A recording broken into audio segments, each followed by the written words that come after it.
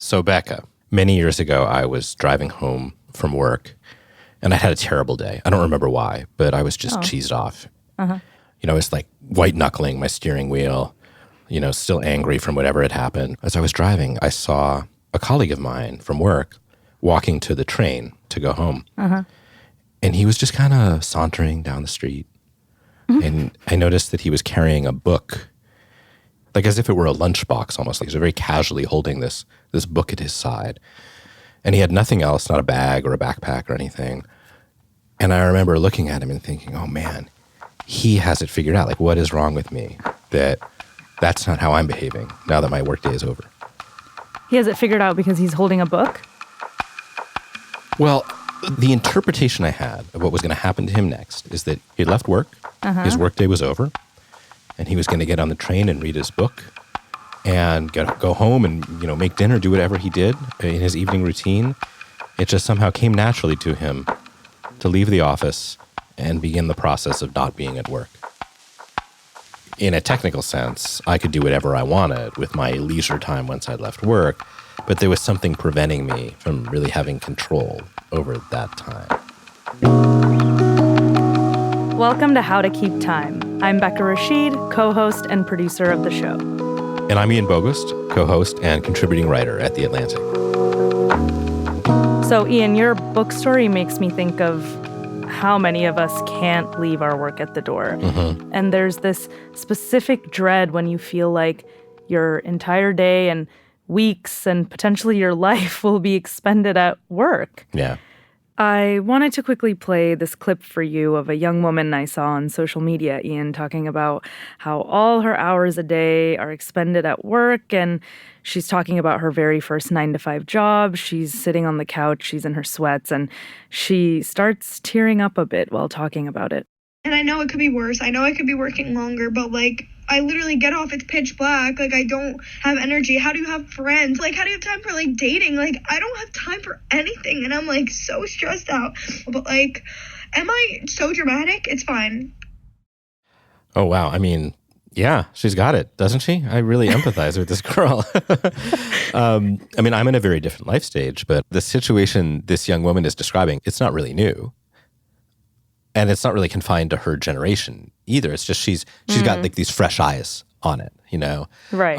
What the heck? My whole day, my whole entire life seems to be taken up by work or work-related activities like commuting. Right. And there's no life for me left. That's what she's saying.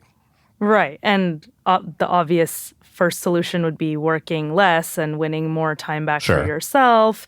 But that seems pretty unlikely as the only solution. Yeah. But what if you could live more for yourself even when you're at work? Rather than seeing that as time that you've lost to your boss or your company, as time that's not even yours. Right. Even though you're there, you're there at work in your body, in your time while it's happening. And I do think in her stating it so plainly, it forces us to sort of revisit our mainstream approach to this binary we create between work and life, which is obviously bothering her. Yeah, thinking of your work time as something that isn't yours, it's some ghost or some other personality. Yep. That's the problem that has to be solved in some way. And it forces us to question whether there are maybe new ways to structure our time. But I also think that, is a job worth not having a minute to think about yourself, I don't think so. So, Ian, maybe our conditioning to prioritize work isn't just a thing in our heads, or because we're at the whim of our calendars. My name is Ignacio Sánchez Prado. I go by Nacho, which is short for Ignacio in Spanish. I'm a professor of Latin American Studies at Washington University in St. Louis, who researches Mexican culture broadly. Depending on where you work or the nature of your job, a lot of people's work require you to leave your life at the door. Nacho's someone who spends time observing and studying cultural practices. And I wanted to ask him if and how time can be understood as a reflection of culture. I'm wondering if our culture and social practices around how we should be using our time at work can feel like more of a barrier, to using our time in a more cohesive way, where that binary between work and life feels less disconnected.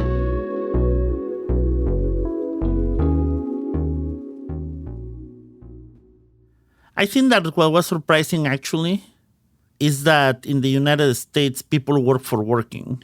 And I think that one thing that I want to make clear, because I don't want to create this narrative where Americans are hardworking and Mexicans are leisure-centered. Mexicans work very hard and very productive in Mexico, in the office culture and the university culture. But I don't think the notion that you're defined by your employment is as strong. Nacho, could you tell me about how that work and leisure time balance is in Mexico? So people see their job as a means to an end, and the end is their family life, their social life, their leisure, their hobbies. I think the difference is not the hard working, but also the understanding that putting limits to your work is a right. And if you don't, you're just giving up your rights. And I think that leads for people to, I know I have friends who drop work at the time that the work is done and they don't care if it's done or not. Right. Or people who don't really think that they should be spending their weekends answering emails. I think that if you have the privilege to access employment, there's no job that is worth destroying your mind or your life.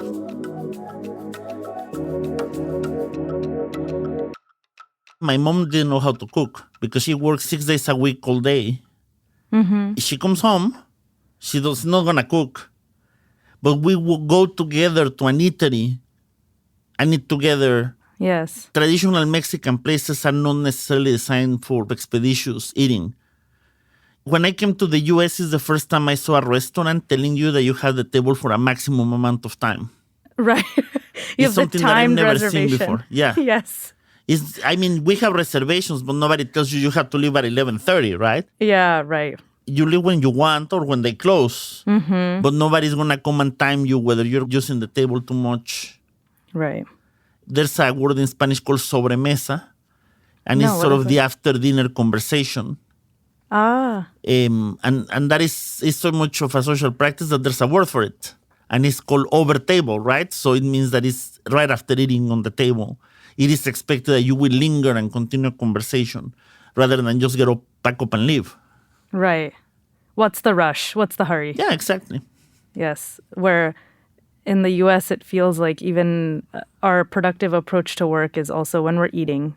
But it is also the fact that dinner or supper also has other social components to it.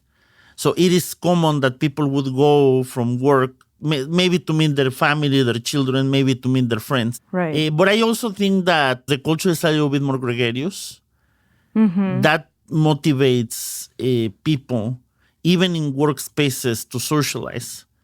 One practice that we have, is going away because of fast food and stuff like that. But because our lunch times are very long, they're about 2 hours because it's the main meal. There are various restaurants that offer multi-course meals, and people usually go from their offices to those places to eat as a group. And the 2 hours of the break allow you to have more of an engagement with your coworkers than a half an hour lunch in your desk. This is during the weekdays? This is during the weekdays. Oh. Can you describe this meal to me? I'm so jealous. Yes. If it's a working class place, it's called la comida corrida. So it's like I don't know if it has a direct translation, but like a meal in sequence where you get a soup and then you get either rice or pasta or something. And then you get a main course with a side and dessert. Oh, sounds so good. It's not only the gastronomical practice, which is interesting on its own, but also if you have office workers that go to a place like this in groups of 4 or 5, sit together and are sharing a table for an hour or two, the social engagement in that office is different. Of course. Than when everybody's sitting in their cubicle and their office. But I think that the embedding of social practice in the day makes a big difference in this case for the 9 to 5 or 9 to 7 worker. In Mexico, we have become more of a victim of the corporate culture the minute we have lost the ability to have that kind of social gregarious lunch.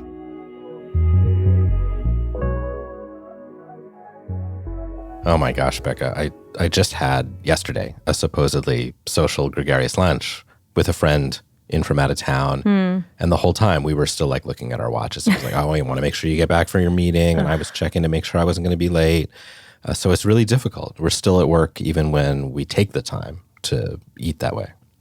I mean, I think one of the things Nacho is pointing out is that it's too big a burden to ask people to create that time for themselves. You need to make space for it socially and culturally. There has to be a kind of common understanding that, you know, hanging out with your friends or even your coworkers in a different way is important, and that's just how your day plays out, rather than, oh, how can I figure out how to finagle a way to be social with the people who are important to me? Right. And as Nacho was saying, this multiple course lunch and these additional hours that people give themselves during the workday, there's this sort of freedom they have to go have that meal together and really enjoy it. And, you know, some of the happiest countries in the world, some of their primary metrics of their happiness include that freedom to make decisions and social support, you know, both of which could be understood as time-related in a way. They have the flexibility to make decisions about their time and invest that time in strengthening their relationships. I mean, do people in those countries just work less? Do they just have more time on their own to play with? Well, the three happiest countries in the world, Finland, Denmark, and Iceland, aren't that far off from the average American work week in terms of average hours worked. And the average American work week, which is around 38.8 hours, according to data from 2022, is not that far off from Denmark's average work week, which is around 33.4 hours. Iceland's is around 35.5, and Finland's is around 35. So it's not so much a matter of not having enough hours in the day, which was so surprising to me. Which suggests that we don't require a whole lot of additional time necessarily. It's not about finding more time, but figuring out a different way of conceptualizing that time in order to experience the kind of enjoyment and freedom that Nacho is talking about. Right.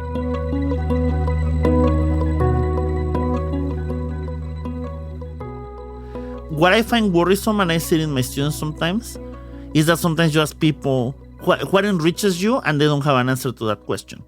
If you don't have an answer to that question, I will be worried. I think that's a question that you have to find an answer for. What kind of answers do they give you, if any? Well, sometimes nothing, because sometimes they tell me just go on TikTok, right? Or I'm very addicted to social media, so I'm not gonna bring any kind of moralism to that. It's okay if you look at Facebook, but you need to have something that is for you a little bit more enriching in your leisure time in order for you to develop a sense of value to it. I had a student that was doing crochet even in class, and she really loved that. Sometimes they tell me I like to paint. I think that one of the culprits is universities, private ones very particularly, because they have this structure of after-curricular social activity that is built and regulated by the university, and it takes over time of the students, so the students never develop the ability to develop meaningful leisure time on their own. They're here all day, they live here. Right. And I think that if you graduate from that to the world, right. I seen some of my students, just they don't know what to do with themselves after their job is done. It might be that some people don't even develop the skill to begin with. If I were to give practical advice, which I like to do sometimes, is begin by asking to yourself what kinds of things enrich you, and then make a proactive effort to make sure that they're a part of your day. You have to be proactive about it in this culture.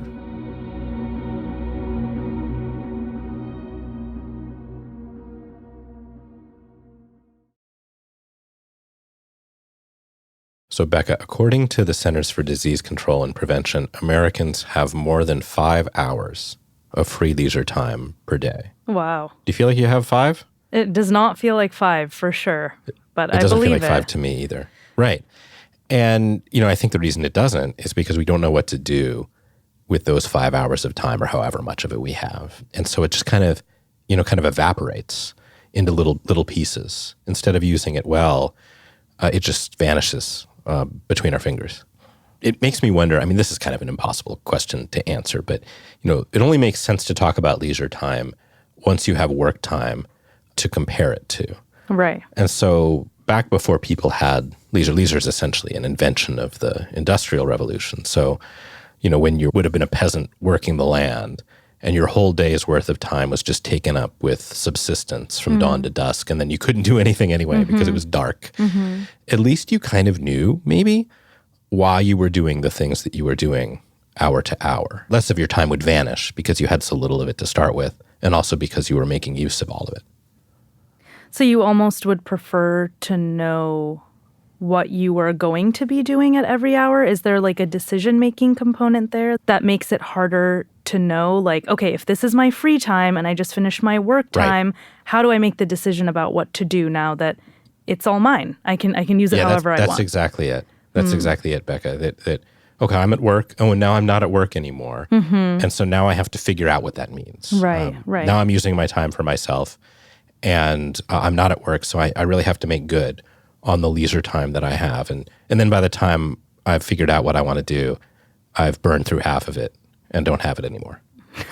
But when you're a kid and even your leisure time is more structured, now is when you can watch TV because that's when your parents allowed you to, or it's time to go brush your teeth, or what have you. Yes.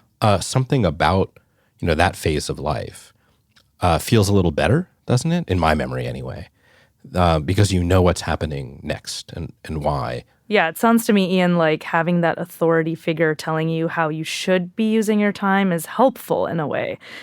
And as Nacho said, his university students have many of their leisure activities baked into their day-to-day. The place they work is also the place they live and sleep and make friends. So it makes it easier to decide what to do. If everyone's going to the football game or taking breaks between a study session, it guards you against the sort of decision paralysis you may have if you have a full Saturday afternoon free. And there's so many more variables in where should you go? Who do you want to do that thing with? Gathering everyone in one place, scheduling it, and then make sure you have a good time. And having that external force that is making a decision for you is really helpful because now you no longer have to make a choice. And when you make a bad choice and it's your choice, then you feel guilty for it. You feel, I could have made any choice and I did the wrong thing with the time I had available. I don't care about what people think. Not everybody has that privilege, right? Yes. Some people get pressures because their promotions, their salaries are tied to that. So we don't have to be frivolous about that.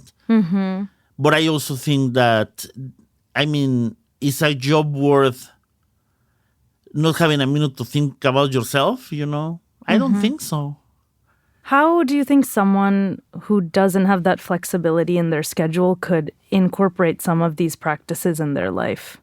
I don't think you need to be working all the time that you're at work. Unless you have a boss on top of you or a computer timing you, which happens. If you are in that, you just don't have a way out, right? You're just in like a work regime of constant surveillance, right? Right. But since most people are not in that situation, bring a book to your desk and read. Give yourself 10 minutes every hour to read it. Right? If you're going to eat and work, you might as well eat while you're working and then take your lunch break and do something else. People care that they're not being perceived as good enough workers because you are aware of a judgment that other people are going to have of you. Right. But maybe you shouldn't care. Right. Right? So, Ian, as we're analyzing these work-life boundaries, it made me think about our American cultural norms around work and home and which one people think has more value in their lives. And interestingly, I found this data on Americans' evolving views about the meaning of life. And there was a survey conducted from September 2017 to February of 2021, and it sort of tracked these changes in people's views over this 4-year period. And the Pew Research Center asked a sample of American adults to answer the question, what about your life do you currently find meaningful, fulfilling, or satisfying? What keeps you going and why? So what did people say? Of course, I assumed it was work. But surprisingly, over the course of those 4 years, the share of adults who mentioned their job or career as a source of meaning declined from 24 to 17%, which was already significantly lower than I thought. Yeah. And people were more likely than the initial year in 2017 to mention society as a source of meaning in life.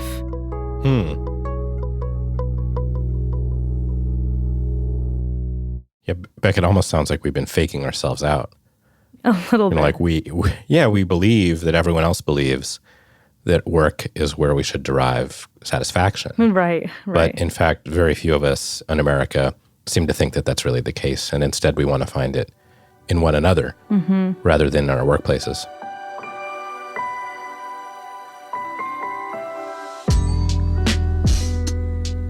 That's all for this episode of How to Keep Time. This episode was hosted by Ian Bogost and me, Becca Rashid. I also produce the show. Our editors are Claudine Ebeid and Jocelyn Frank. Fact check by Ena Alvarado. Our engineer is Rob Smierciak. Rob also composed some of our music. The executive producer of audio is Claudine Ebeid, and the managing editor of audio is Andrea Valdez. We're taking a quick break next week, and after all this talk about busyness and schedules, I'm really looking forward to some rest. That's also the topic of our next episode. Talk to you then. Becca, I've been oversleeping lately, and I finally went to the doctor, and he recommended that I sleep on a bed of herbs. This is ridiculous. What? Yeah. What? You got to give me a why. Wait. I've got another one. You want another one? Okay, let's do another one because I started laughing too early. I got you too started excited. laughing prematurely. It was a ridiculous setup. Yeah. How can you tell when your clock is hungry? Why aren't you feeding your clock, Ian? Wow. Well,